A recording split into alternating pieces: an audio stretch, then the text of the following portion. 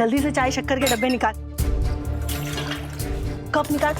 ओहो, अपने यहाँ तो ढंग के कप भी नहीं है। अब दामाद जी को काय में पिलाएंगे चाय। रुक, स्टोर रूम से लाती हूँ। यही मौका है माँ से नेत्रा चाची और तपस्या के रिश्ते के बारे में पूछने का।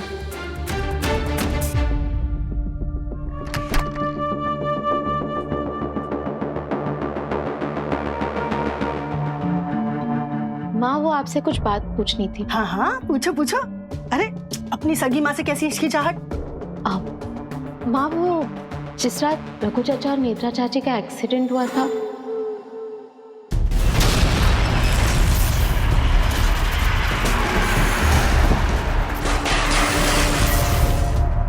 उस काली रात को क्यों याद कर रही है तू? नहीं, वो हमारे लिए जानना बहुत जरूरी है कि कहीं ऐसा हो सकता है क्या कि रघु चाचा और नेत्रा चाची का बच्चा किसी तरह उस रात बच गया हो। भगवान जाने, और मुझे उस रात को याद करना भी नहीं है।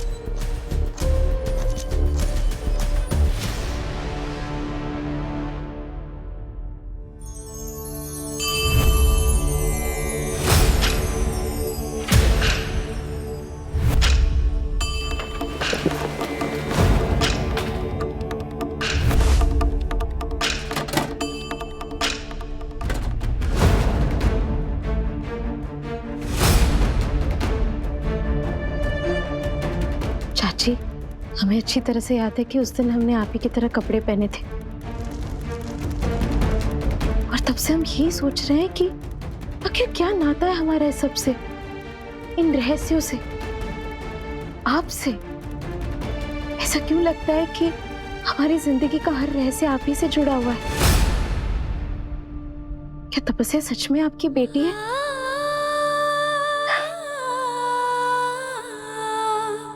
हम पता नहीं क्यों आपसे ये सब सवाल कर रहे हैं, जब हमें पता है कि आप जीवित नहीं है। और अगर हो सके तो किसी भी तरह हमारी मदद कर देना।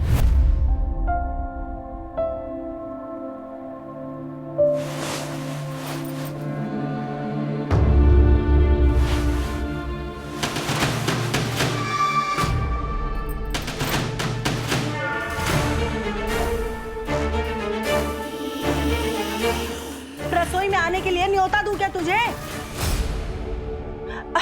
अरे, मेरा मतलब है दामाद जी अकेले बाहर बैठे हैं ना, समय पे चाय नाश्ता नहीं मिला दामाद जी को तो तेरे पियर की क्या इज्जत रह जाएगी? हाँ मॉम, ये सामान ये नेत्रा का है।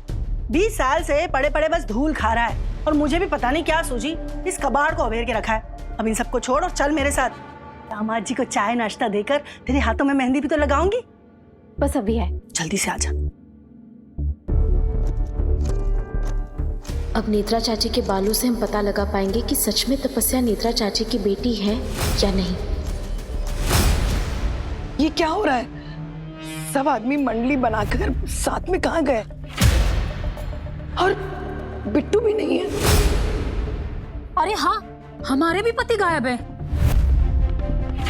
हम ना अभय के अभी फोन लगा हुआ था। 1 मिनट। हाँ हाँ, ये रास्ता ही सही है।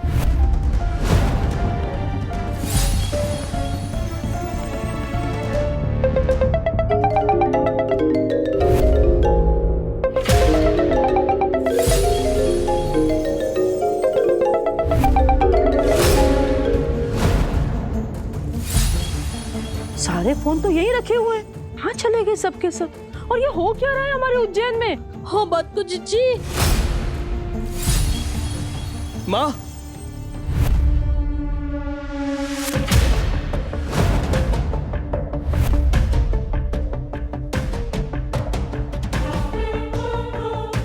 तो ये दिव्या को उसके मायके मेहंदी लगवाने गया था, पर मैं भी देखती हूँ कि तपस्या के रहते इसकी मेहंदी कैसे रंग लाती है।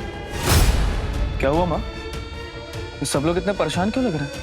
अब परेशान ना हो तो क्या करें प्रेम। अब वट सावित्री की पूजा के समय आसमान से आग के गोले बरस रहे थे,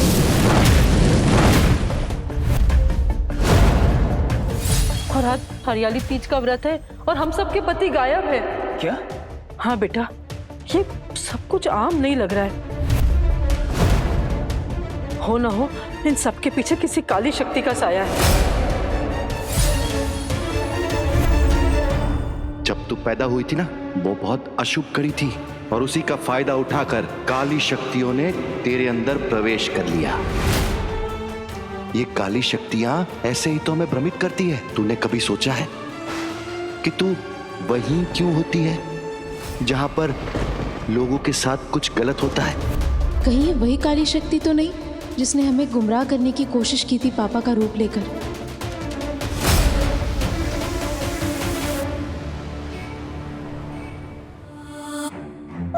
अब कहाँ हुई?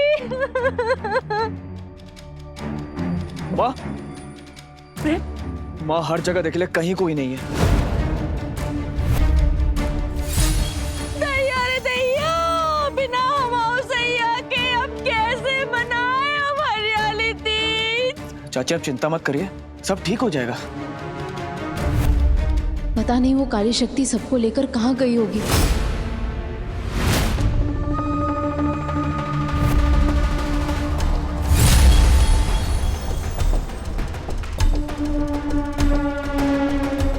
अब कुछ ही देर में तीज की पूजा का समय होने वाला है। तुम सब की पत्नियां सबसे पवित्र होंगी। उसी वक्त तुम सबको उनके प्राण देने होंगे मेरे दिए हुए शस्त्र से। पापा आ गए, पापा आ गए।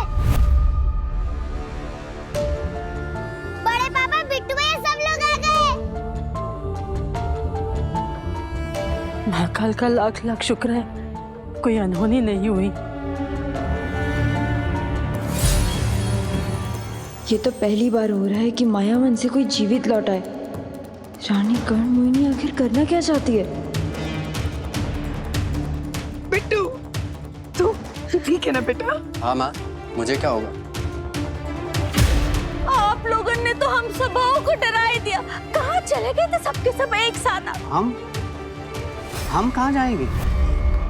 तुम सब तो चूड़ियां देखने में व्यस्त थी ना, तो हम टावर चौक तक चाय पीने चले गए थे। टावर चौक तक सिर्फ चाय पीने चले गए थे आप लोग? अरे हाँ भैया, वही कुल्हड़ वाली चाय मिलती है ना, आपको तो पता ही है ना। कितने राउंड और पूछताछ करोगे? पूजा करनी है या कि कुल्हड़ चाय और टकरा कर आए हम लोग? नहीं नहीं नहीं, कहीं मत जाइए आप लोग, बस मेहंदी की रस्म खत्म होने वाली है, तुरंत पूजा शुरू करेंगे। आइए ना।